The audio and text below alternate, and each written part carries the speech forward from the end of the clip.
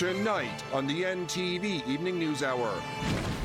A man convicted of dangerous driving causing death gets day parole just months after his sentencing.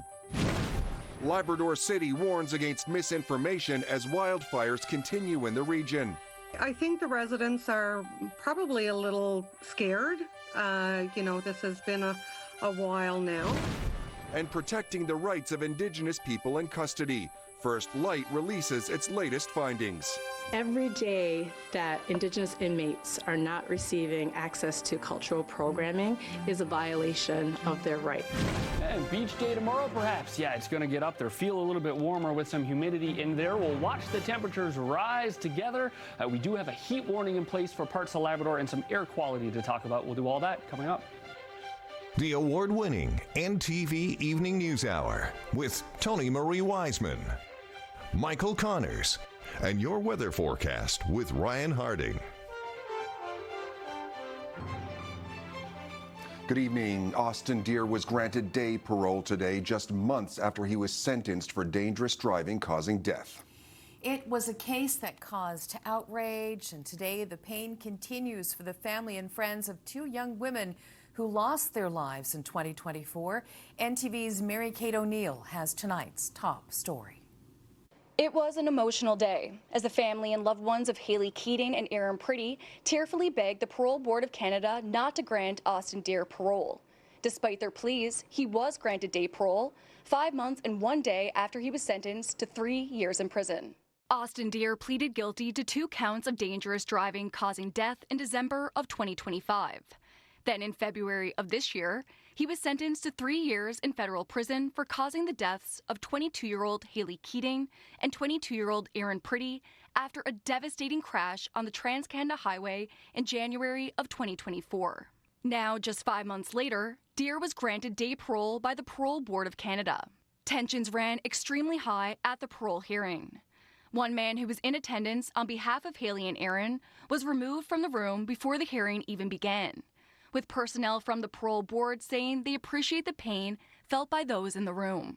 Once the decision was read that Deer would be granted day parole, the room erupted. NTV News viewed the hearing by video conference, and it was hard to hear exactly what was said, but it was clear the families were devastated with the decision, and somebody with the board asked for all of them to be escorted from the room following the hearing. Numerous family members of both girls provided the board with victim impact statements ahead of the decision. There were tears shed, hands held, and many heavy emotions felt. One victim said, quote, "I feel like I can't even support my family because I'm too broken." While another victim stated, their home is now merely a house because it feels empty inside.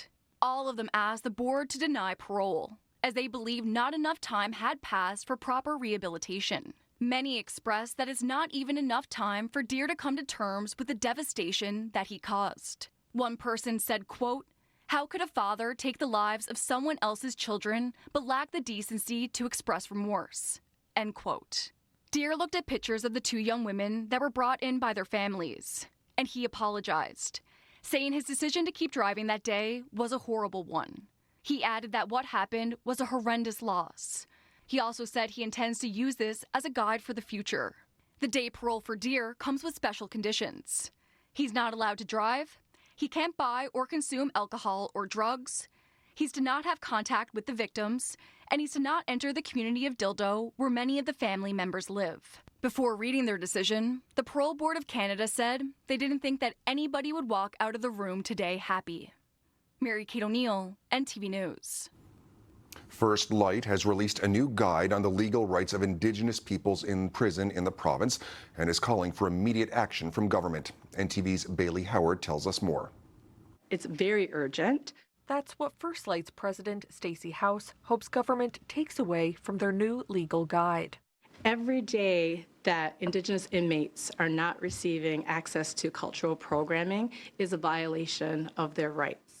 The guide, titled Claiming Our Rights, is aimed at Indigenous governments and organizations. It argues that Indigenous people in provincial custody are being denied legal rights to access culturally appropriate programming and the use of GLADU reports. a report that provides context of the circumstances of an Indigenous offender to be taken into account during a sentencing or bail hearing, established by the Supreme Court of Canada. It would take into account things like experiences with residential schools, intergenerational trauma, other impacts of colonialism. It could be things like poverty, reduced access to education, homelessness. The new legal guide comes with a pocket-sized book called Know Your Rights for Indigenous peoples who are or who have been incarcerated. And it goes hand in hand with a report released by the organization in March of this year on Indigenous over-incarceration. It is our hope that these documents that we have developed will be given to the people who are directly impacted, and that can be through family members or support system. The report, titled Overrepresented and Undercounted, found that 4 in every 10 inmates in the province are Indigenous. The report included 7 policy imperatives for the provincial government, including calling for the return of cultural programming, Gladue report support, further research into Indigenous incarceration, and targeted anti-racism training for those working in correctional facilities. At the time of the report's release, the Indigenous organization met with the Department of Justice, and the two parties agreed on a 6-week timeline to determine a path forward to restore cultural programming at Her Majesty's Penitentiary and the Correctional Centre in Clarenville. But 4 months later, that has yet to happen. Without this kind of programming within the system, which we believe is a right of Indigenous people, then, we're just creating a cycle of incarceration, discharge into homelessness, reincarceration, and that doesn't do anyone good. It's not good for Indigenous communities, it's not good for Indigenous individuals, and it's certainly not good for the broader community. In order to see the programming return, First Light is asking the province to fund it. Campbell says it's not about the money, which would amount to a small point of a percentage of the Justice Department's budget, but the right and the obligation of the province to address it. Ultimately, this comes down to it's a fundamental right of Indigenous people to have access to this programming, and that should be the first question we answer. Is this a right, and does the government accept that it's a right? And if they do, it should be funded along with everything else that we fund to support the rights of everyone in the province. Bailey Howard, NTV News. Labrador City is still feeling the impact of wildfires in the region. The town is reminding residents to follow information from official channels after an incident of misinformation on social media. NTV's Becky Daly reports. There is already fear for many Labrador residents, with wildfires burning just kilometers from their communities and smoke lingering from nearby jurisdictions. It has caused real concern for residents. I think the residents are probably a little scared. This has been a while now. Progress does continue as several crews from both this province and Nova Scotia work towards getting the wildfires under control. And that work is well underway as Forestry reports the entire perimeter of the Walsh River fire, which remains out of control at 682 hectares, has been worked on by both ground and air. Crews are hoping rain will contribute to suppression efforts. This hot weather is just, all it is driving it into the ground, and it's making it very difficult to fully extinguish and know it's out. It is a bit smoky here today. So again, I recommend to anyone who has any health issues, if you don't need to be outside, then to be inside. While there has been good progress, Labrador City is still under a state of emergency, and an evacuation order for the Walsh River area remains in effect. So too does the evacuation alerts for Dooley Lake, Throne Lake, and Tamarack Golf Course area. After a false evacuation was posted yesterday, the town is urging residents not to follow unauthorized posts. We had an incident yesterday with social media. Someone put out a post that falsely indicated that there was going to be an evacuation of Dooley again. It caused a bit of panic. A lot of people were upset, and a lot of people, obviously anxiety and stuff, and caused people to rush and down to that area and grab, I guess, their belongings or their RVs that they had left down there and things like that. It was very unnecessary. 4 out of the 5 provincial water bombers remain on site, and until Forestry feels confident, The fires are under control or out, and with several resources on the ground, the town of Labrador City is reacting to yesterday's news after several fires were intentionally started at Cochrane Pond. If the rest of that area went up, it's definitely going to impact life and limb and property. Then we're going to have to divert resources from here to go to there to deal with that while we're in the middle of a heat wave and a forest fire. So it's very disappointing that behavior like that happened. Meanwhile, the wildfire situation in the region and neighboring Quebec has rippled through many communities in Labrador. We had some, obviously, issues because of the highway closure with Quebec. So all of our vegetables and goods and everything we get here in Labrador West comes from Quebec. It has impacted things. Thankfully, the highway's been open now for a week now. Crews continue working around the clock with a priority on fires closest to communities and infrastructure. Residents are reminded to follow the fire ban and encouraged to wear masks, which are free and available at the Labrador City Mall. Becky Daly, NTV News.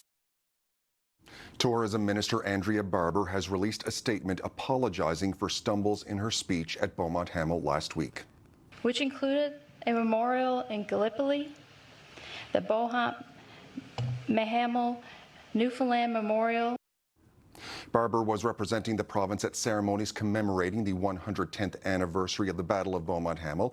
The statement said the minister understands the solemn importance of these ceremonies and the responsibility that comes with representing the people of Newfoundland and Labrador. It said, quote, she recognizes that some people felt aspects of her presentation and delivery did not meet the standard they expected for these occasions, and she is sorry for any disappointment this has caused. The minister may have tripped over her words, but that does not change how proud she was to represent Newfoundland and Labrador, nor does it diminish her understanding of the magnitude of the event.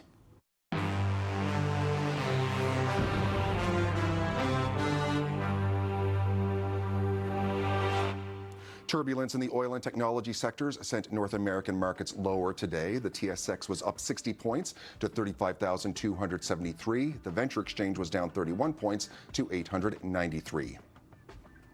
The Dow fell 131 to 52,925, and the Nasdaq was off by 302, down to 25,819. Gold fell $50.93 to $4,114.30 U.S. an ounce. Brent crude oil was up $3.74 to $75.73 U.S. per barrel. The Canadian dollar up 0.02 to 70.42 cents U.S. Fortis was up 87 cents a share to $81.72. Labrador iron ore down 65 cents to $27.34, and Altius Minerals fell $2.54 down to $61.18. Tonight's weather brought to you by GMC's employee pricing for you. Get up to a $16,240 cash purchase credit today on a 2026 GMC Sierra Denali Ultimate. Well, a nice warm day out there today. Absolutely. I think it's still about 22 degrees, isn't it, Ryan, right now in St. John's? 26. 26. Imagine that.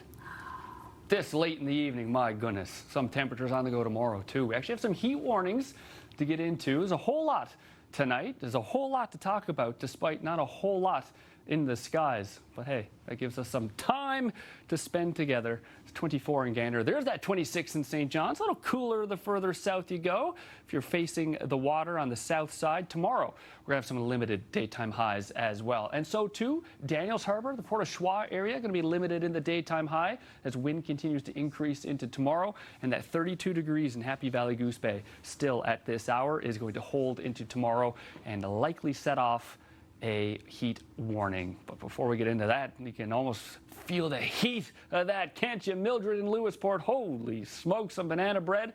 Now, Mildred told me if you're in the Lewisport area, stop on by, she got a slice for you. That's not true, but maybe she does. Who knows? And if not, sorry, Mildred, but thanks for the photo. If you haven't eaten yet, also apologies. Making me a little bit hungry. Now, this one, I'm assuming, we know where to go for the puffins. So this one didn't come with a place, but it's usually around here. But did you know that this is also where the puffins go to go whale watching? Man, what a photo. That's awesome. There's not any other place on earth you can snap that photo. So Donna, well done. Thank you for that. And speaking of whales, we're going to move over to the Conception Bay where Eugene Howell sends in another beauty. Look at that, slap in the tail. My goodness. That's phenomenal. Slapping the tail to get the fish scared to come together so they can take one big mouthful of it all. And from whales in the water, we're going to move a little further south to Cappahayden, and we're going to see some moose as well. Hello, loon. Hello, moose. I tell you, we're living with nature. We're right in there with it. Patricia sending that one in, a shot from the cabin, I believe she said. So thank you for that. Tomorrow, yeah, might be the day for a dip. Head on down to some beaches. Lumsden Beach in Lumsden, of course. 28 degrees, the daytime high tomorrow. The UV index, 1 to watch, 7 out of 10.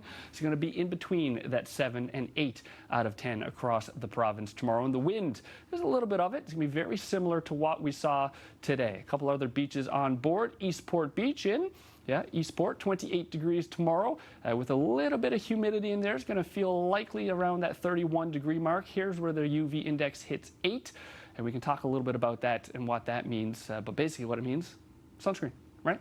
All right, let's keep on going here. Deer Lake Beach. Well, where would you find that? Deer Lake. I tell you, for a province with such unique names, not very creative on our beaches, eh? 7 out of 10 to UV there, 27 degrees in Deer Lake. And here's one, Sandbanks Provincial Park, Burgeo. Well done, Burgeo. 17 degrees, so that's a south-facing spot. But you get a little bit further inland, and it's going to be 24 degrees. So that wind is light, but on the coastline is going to make things feel a little bit cooler. So hopefully you're not stuck inside all day tomorrow. And on the east side, maybe it's hiking you like to do. So for the metro region, the East Coast Trail forecast, yeah, it gets warm, and it gets warm early. You can see 18 degrees by 9 a.m. By noon, we're in that 20-degree mark, and only up from there, that 27, again, likely going to feel a little bit closer to the 30-degree mark, and it's small, but the UV index there is 8 out of 10, so keep that in mind if you're heading out. Not a ton of clouds to help tomorrow with that sun. If you looked at this a few hours ago, it looked a little hazier than this off in the distance in St. John's. That's fallen back a little bit. It actually looked a little bit like this in Corner Brook. You can tell the difference, can't you? So air quality is something we're going to want to keep an eye on into tomorrow. It's kind of hard to tell here. If you squint in the top right and left, Churchill Falls through to Wabush, you can see some haze as well. We heard it in the story talking about the smoke in the air in Labrador City specifically. So here is the low, moderate, high, and very high risk in terms of that air quality scale, where we find ourselves in Newfoundland as a whole tonight into tomorrow is a 3, and that's good to go. Just keep it in mind, air quality is fine for outdoor activities. Labrador City currently and into tomorrow in the 7 range, so the low end of that high risk, but that does come with the advice to reduce the outdoor activities. If you find yourself someone who has hard of breathing or some medical conditions in there, advised to stay in and out of that. Up until about 20 minutes ago, there was an air quality advisory on the board from Environment Canada. It's since been taken off, but everything to the west of that is still on. So I put to you, the smoke doesn't know boundaries, and yeah, Environment Canada took it off, but still keep it in mind. The rest of the yellow up in Labrador, that's a heat warning for today and into tomorrow. Makkovik finding yourselves in that with Churchill Falls and Happy Valley Goose Bay. As you look at some of the temperatures into tomorrow, yes, 32 degrees, goodness me, that's a warm one. Going to feel a little bit warmer than that, but there is a rinse off coming in the evening, lasting through to Thursday. We'll talk about that in just a moment. For the island, it's central with the chance to hit 30 degrees. Clarenville is in that as well. And that 27 on the eastern side comes with nothing but sun. So with all of this, we're going to talk about the fire hazard real quick. High for the eastern and south side of Labrador, moderate through central north coast. And we're into the extreme portion for the extreme west of Labrador. And into Newfoundland, we have an extreme on the Burin Peninsula, a high for the Avalon there, and as well Buckins, Millertown through to Badger in very high rather, for the Avalon as well. And you can see that crossed out as fires are a no-go, Tony Marie and Michael. So that's kind of an overhang of mostly just sun tomorrow, but what we're going to talk about the next time we get together is Labrador West, anticipating a little bit of rain tomorrow, and see how that builds into Thursday. All right, thanks a lot, Ryan.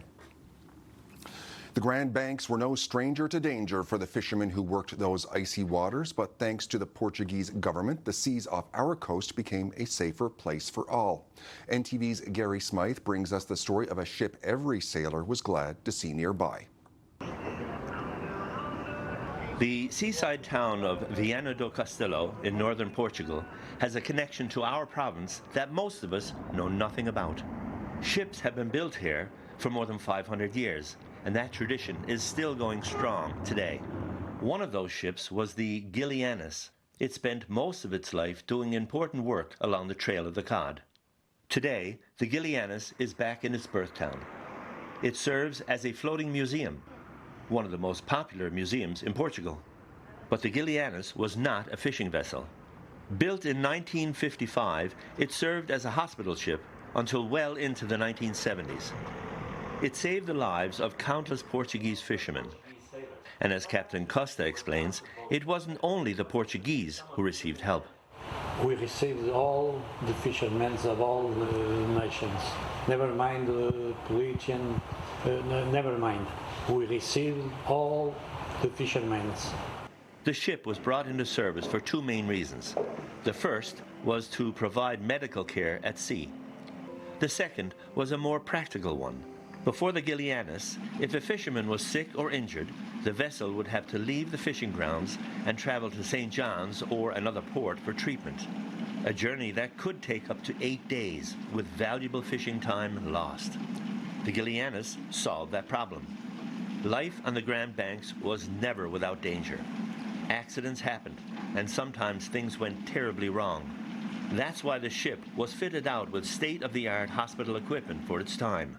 Yeah, yes, very, very modern, as a ship and as a hospital. It had 55 beds with all the best equipment.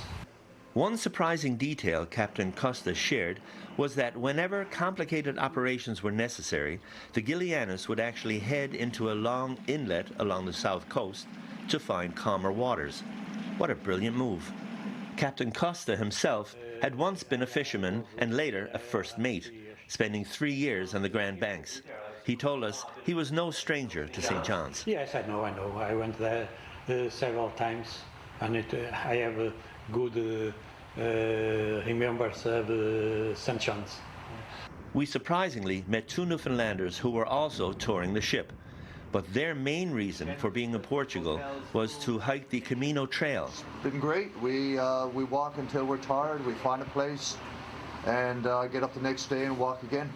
There's a saying that people that go to Camino have, Camino will provide, and that's certainly been our experience. Every time we've wanted a coffee, there's been one there. Every time we wanted a meal, every time we wanted a bed, we just have one bit of good luck after another. Yeah. So, whatever brings you to the town of Viana do Castelo, make time to tour the Gilianas. It will show you just how deep the connection runs between Portugal and Newfoundland. It was not always smooth sailing along the Trail of the Cod, but the Gilianas and her crew made sure that the Grand Banks were a safer place for decades. This is Gary Smythe for NTV News. Newfoundland and Labrador Hydro has extended its interim power purchase agreement with Corner Brook Pulp and Paper Limited for 1 year. It began on July 1st and runs until June 30th, 2027.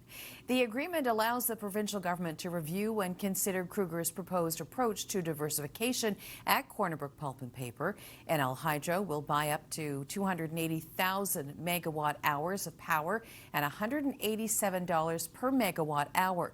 The province also noted that Hydro can use Corner Brook Pulp and Paper's power supply when needed. Government says this will not increase electricity rates for customers. A 67-year-old man charged with attempted murder after allegedly shooting a snowmobiler near his home in Port-au-Port West in February of 2025 is expected to appear in Corner Brook Supreme Court on July 20th. Harold Wayne Hines has been in custody since last year. He is facing charges of attempted murder, aggravated assault, and several firearms-related counts, including pointing and discharging a firearm with the intent to endanger a life. This comes after an incident on February 21st, 2025, when two snowmobilers were crossing Gravel's Pond, and one of the operators, Chad Hickey, came to an abrupt stop after being shot in the head. The 67-year-old Hines has pleaded not guilty and will face those charges in court on July 20th. Police arrested a woman leaving the Bell Island ferry last evening for impaired driving. Bell Island RCMP were called just before 5 o'clock about a woman on board the ferry who was under the influence of alcohol. Officers found her vehicle leaving the ferry and immediately conducted a traffic stop. The driver failed a roadside screening test. She was taken to the RCMP detachment where she provided breath samples that were more than twice the legal limit. Her license was suspended and her vehicle was impounded. She was released from custody to appear in court at a later date.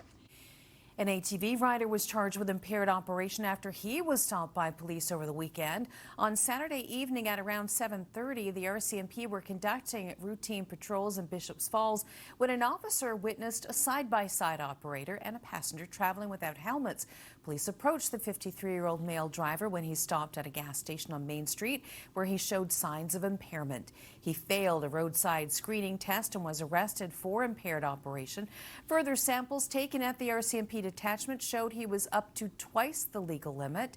His ATV was seized and impounded, his license suspended. He was released to appear in court at a later date.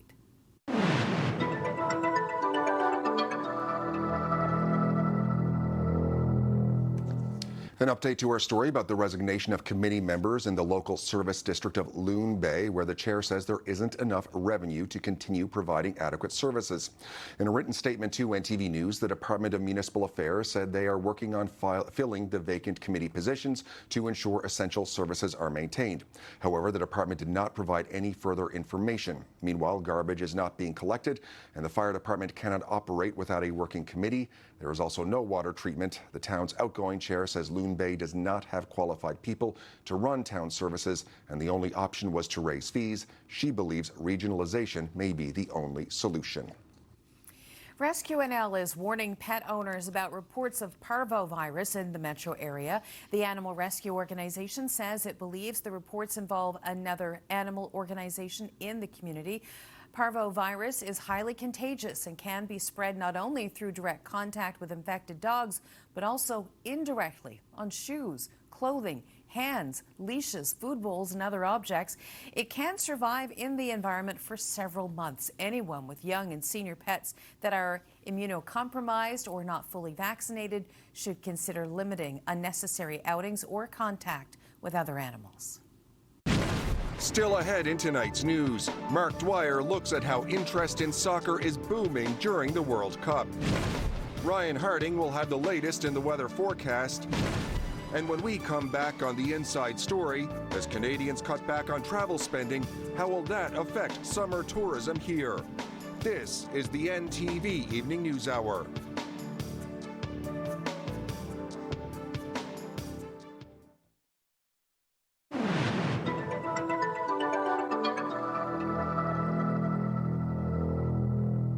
Welcome back to the NTV Evening News Hour. Tonight on the Inside Story, if economic uncertainty has you tightening your summer vacation budget, you're not alone. New research shows a growing number of Canadians are looking to cut back on vacation spending this summer. CTV's Garrett Berry has more on the numbers and what they could mean for tourism destinations in this province. Summer arrives like a starter's gun in St. John's. You just wake up in the morning, you throw the covers back, you put your feet on the floor, and you start running. Suddenly, there's cruise ships, patios, a pedestrian mall crawling with visitors. In short, money to be made. Brought on a new tour, which has taken off really well, which is a haunted pub crawl that we offer 2 nights a week. But among the hustle and bustle of a tourism season, a warning bell.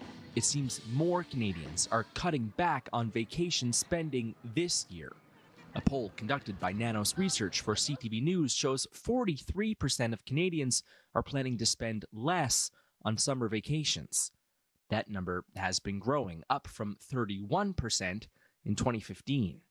If the slowdown comes, you'll see it here at restaurants like Rabble in downtown St. John's. Restaurateur Todd Perrin says food businesses take what's left over after hotels, airlines, and gas stations take theirs. There is only one way to go on a boat tour to see a whale, is that you get on a good boat and go out and see a whale. But there's 1,000 ways to have a bite to eat. St. John's has become a big summer tourism destination, but restaurants in particular have struggled since the COVID-19 pandemic, and money needs to be made now to survive a long winter. You know, customers are like fish in the water. Like, we need to get as many of them as we can. And, you know, they're all worth a certain amount of money. And, you know, maximizing that is hugely important in the times of year when they're there. This city has lost several restaurants over the past 3 years, owners unable to navigate the boom and bust of the tourism economy. Tour operator Pierre Trowbridge says he's not seeing any slowing so far this season, but if it does come, he'll navigate that challenge. Just one more part of a seasonal tourism business in Newfoundland and Labrador. Garrett Perry, CTV News, St. John's.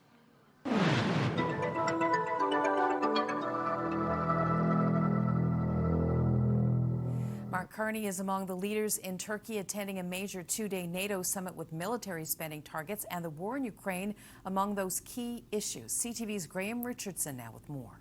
The biggest issue here at NATO, especially for European allies, is the war in Ukraine. Russia bombing Kyiv the day before Ukrainian President Volodymyr Zelensky arrived here in Turkey. He met with Prime Minister Mark Carney today.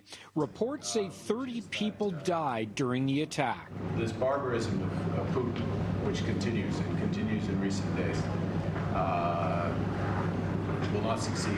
That, coupled with U.S. President Donald Trump's anger with the alliance over a perceived lack of support for the American-Israeli war with Iran. Into this tense atmosphere, Canada trying to tell a positive story.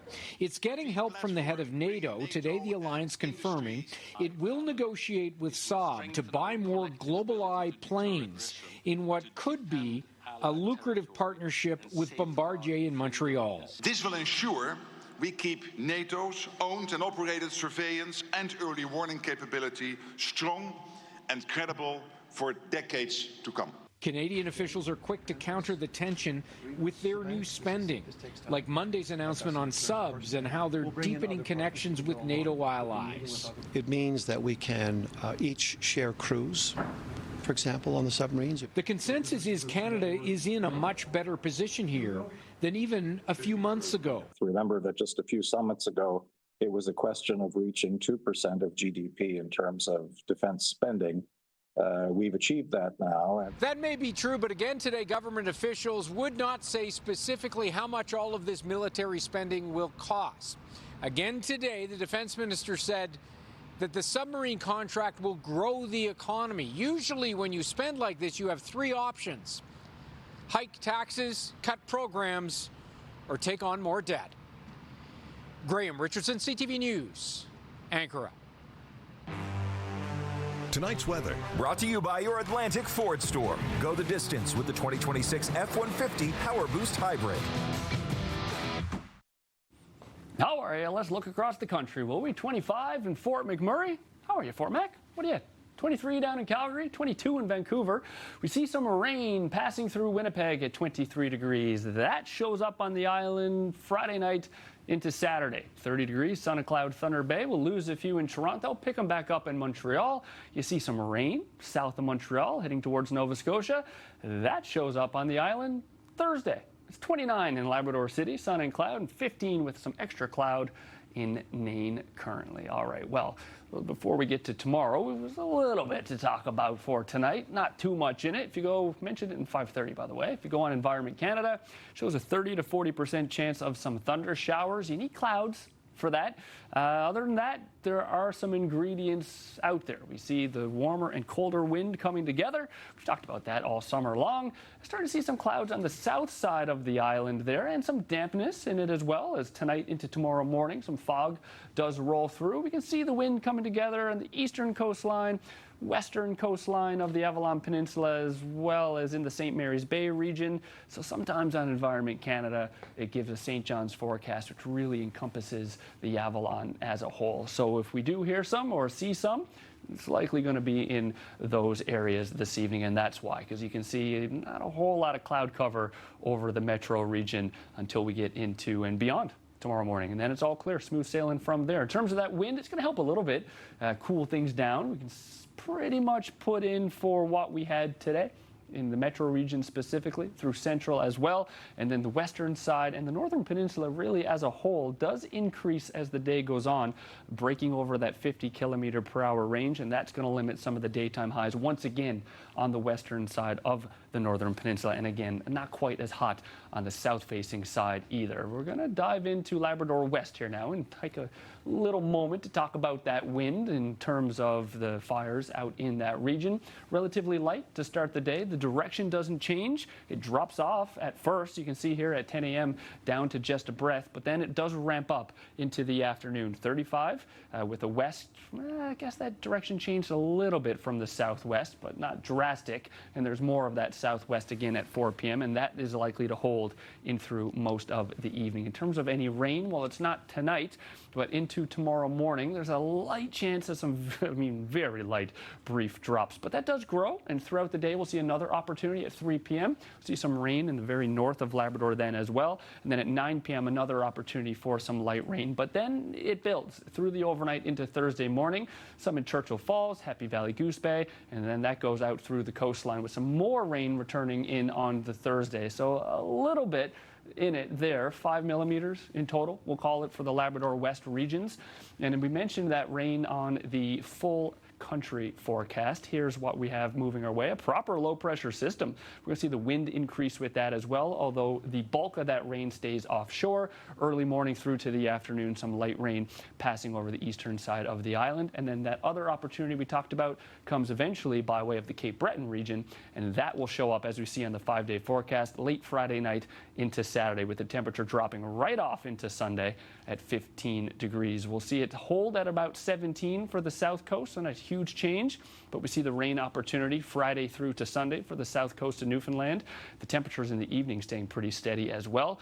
There's that top temperature tomorrow through central, 30 degrees, feeling a little bit warmer. We'll see a little bit of a decline, but a real drop off in temperature Sunday, and it looks like the rain there Friday night, Saturday into early Sunday morning before the sun and cloud returns. Looks like that's going to be very similar on the west coast, but we'll hold Friday and just place it on Saturday with limited rain, to be fair, at 22 degrees, but the drop off holds down to 18 on Sunday. It looks like the Monday does, by the way, get right back up there in temperature, and we'll actually cut the temperature right in half for the northern peninsula from Wednesday through to Sunday, with some light rain on the Saturday. There might be some opportunity on the Thursday coming down from Labrador for some light rain to break up the sun and cloud. We'll have a better look at that tomorrow, and you can see on the south coast of Labrador there that rain on the Thursday at 21 degrees, right down to 14 on Saturday, but sun and cloud from Friday through to Sunday. We have some rain early Friday morning for the north coast, and then we'll get on with that sun and cloud through to Sunday at 16 and 19 degrees. Happy Valley, Goose Bay, yeah, there's that scorcher tomorrow, but that rinse off that we saw on the radar Thursday into Friday, and then more manageable temperatures at 21 and 24. And Labrador West, again, while it's not showing up on the icons, we did just take a look at the radar and show that there are some moments for some rain in there, but the sun and cloud comes back, and the temperature looks to build after that Sunday at 23 degrees.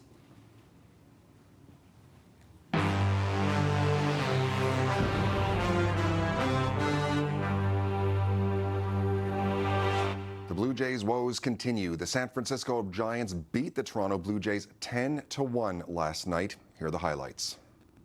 Blue Jays on the road against the Giants. Toronto hasn't scored a run in 24 consecutive innings going into Monday. Elliot Ramos leading off the first inning for the Jays. Jimenez charged with an error on the relay, so it's 1-0 Giants. Now we go to the third. The Blue Jays drought now at 26 innings. 2 on for Kazuma Okamoto. He grounds out to end the threat. The Blue Jays scoreless innings drought is 27 now. Fifth, Koto. The score from third, 3-0 Gigantes. Top 6, team leading 20th home run of the season. So the Jays scoreless drought ends at 29 innings, but they're still down 3-1 in the bottom. The Toronto Blue Jays offense is essentially non-existent.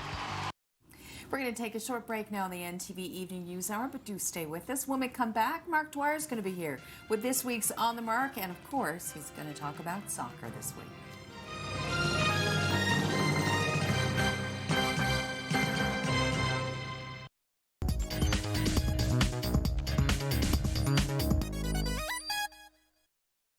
Tonight in your community, Sharon Snow takes us to the wharf at Kitty Vitty.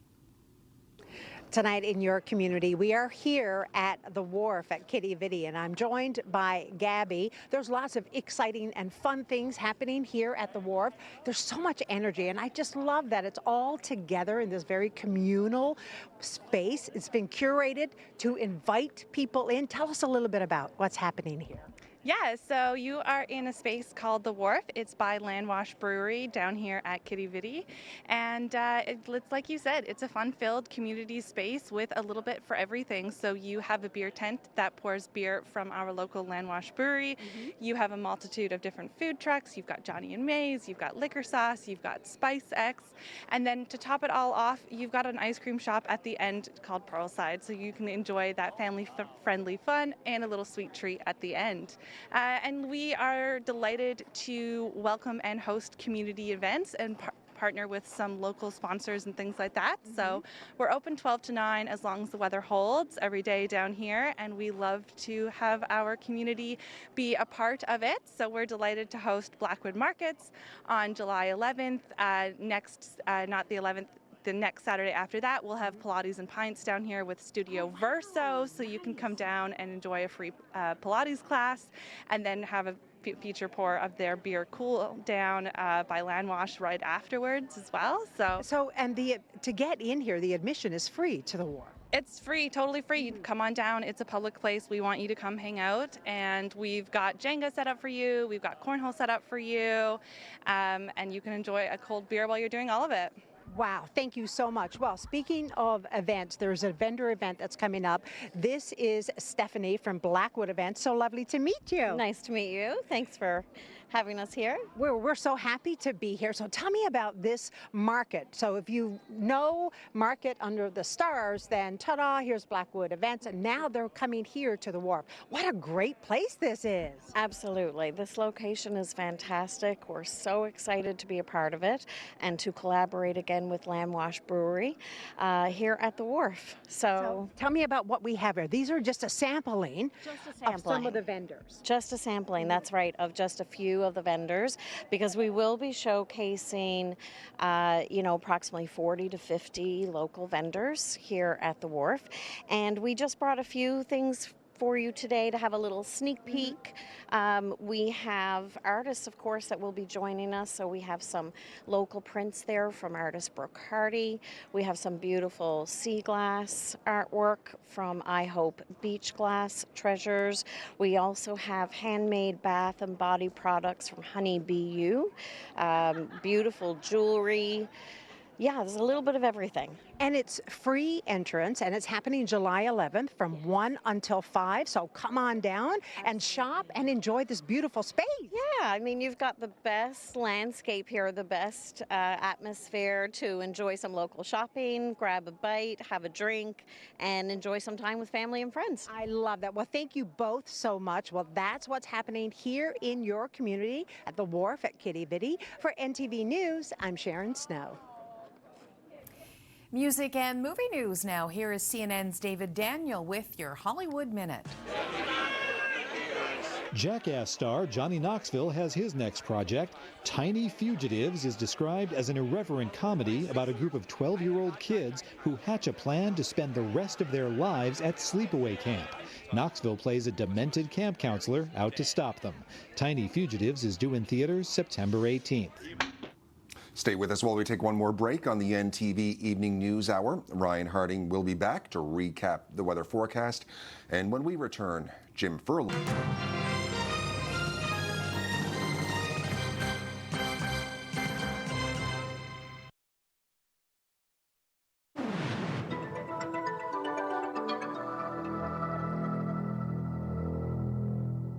Welcome back to the NTV Evening News Hour. The United States men's team was knocked out of the World Cup last night, but the women's team has had greater success. Here's Jim Furlong with Today in History. Localized history. This is Jim Furlong reporting.